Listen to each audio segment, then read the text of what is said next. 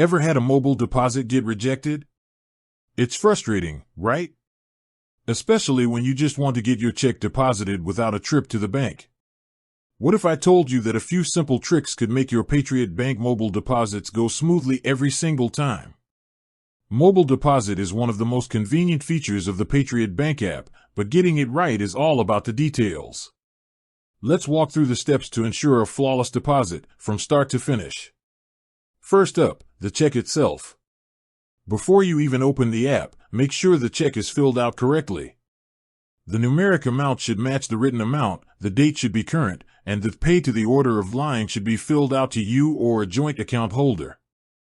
A check with an error on it will likely be rejected no matter how well you take the photo. Next, and this is a big one, endorsement. Turn the check over and sign it. Under your signature, you must write "For mobile deposit only at Patriot Bank." This is a crucial step that many people miss, and it's a common reason for deposit rejection. Some checks even have a checkbox for mobile deposit, which is great, but adding the written note is the best practice. Now for the photos.